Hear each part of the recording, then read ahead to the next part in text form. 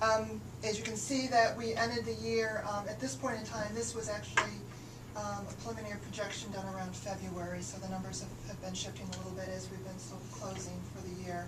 At that time, we were showing a loss of about $3.2 million against a budget of $2.7. Some of the comments around our income statement, we had revenues over budget of $4 million. We had some under budget areas and some over budget areas. I'm not going to go through each of the items in our income statement. You can just kind of see here that things kind of went a couple different directions, and it caused the overall swing of about $5 million into the bottom line. One of the things that has not been shared a whole lot in the past, and I try to get people a little bit more focused on it, especially the finance departments, because the balance sheet's a really important element of management and controls. It's just to take a quick look at what our balance sheet looks like. You know, this is what bankers would look at for us. This is what even a donor should actually look at to say, are we financially healthy? And so this shows some of our changes from year to year. You can see that we had one big decrease in the area of cash. I'll explain that to you. And then, you know, a lot of the other areas are not, you know, too significantly different. And I go through a little bit of what happened. So in the area of cash, we had a significant decrease in cash, and some of that was a planned decrease. Our procurement department have been working as third-party procurement agents for the Global Fund. In that capacity, we've had a 2-year contract with the Global Fund to provide expertise in the area of long-lasting net procurements. And when we were given that contract, Global Fund also gave us about $150 or $160 million.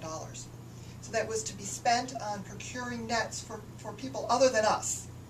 And so as we've been spending that money down, it showed in our previous year's balances, and as we've been appropriately spending that money down, that's where a lot of our cash has gone. So that's about a $70 million spend down. We've also had another Global Fund project that had given us upfront pretty much the entire cost of the contract. That was in the DRC in Congo. They provided us about $67 million when they first started the contract. And that contract has been moving along. A lot of the money in that contract, again, was for nets.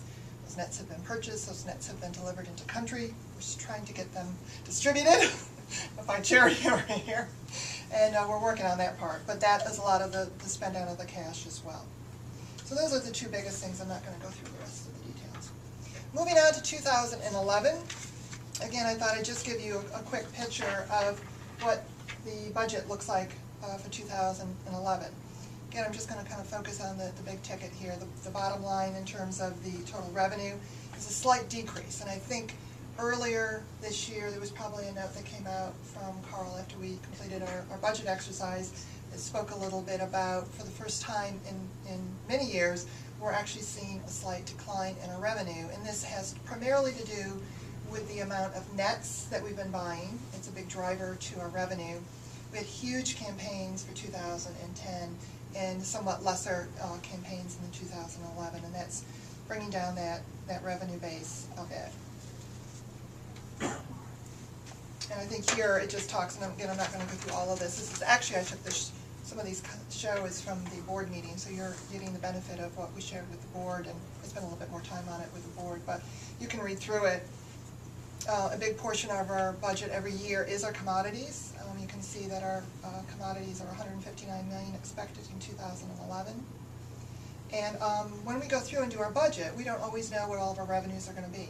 So we go into that budget process every fall knowing the existing contracts and grants that have been signed, but then having to make estimates on the new business. And so we have some criteria about how sure we have to be about getting those new contracts, and then we'll include them in the budget. And then we go through a second budget round, which we are just about to start in the spring and summer, to which we then are able to take a look at those estimated or forecasted new revenue streams to see if in fact they've happened, and then we can be more formal and we're more sure about what our revenue is going to be for the rest of the year. And that process is just about to start. Expenses, again, a lot of our business happens to be related to our commodities.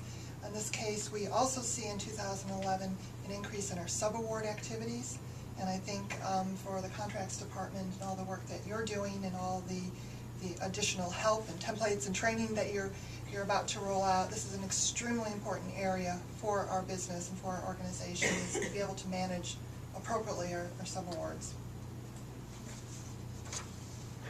one of the charts, it's not a very big chart, it's a little bit hard to see, is one of the things that we are always benchmarking ourselves on is what is our overall indirect cost rate to our total revenues. And you can see that it jumped up and got pretty high in the early years, 1990s, dropped down a bit, grew again, and this bump here, this recent bump, is actually when the organization decided to put funding into Lawson in that rollout.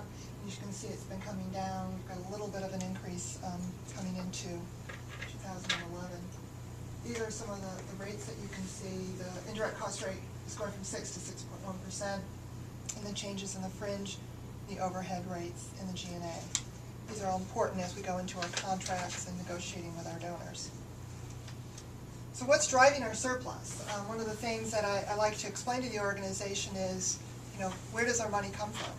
We're not-for-profit. We really don't make very much money, or any. As you can see, sometimes we lose money. But for 2011, what's driving any bottom line that we should have? And by the way, just because we're not-for-profit doesn't mean we shouldn't be making money. It's the only way to build your reserves. It's the only way to have funds to invest in yourselves and to move forward. And so, our desires as we move forward is to have a small amount of profit to help keep us healthy, especially when we're in a growing organization the size that we are today.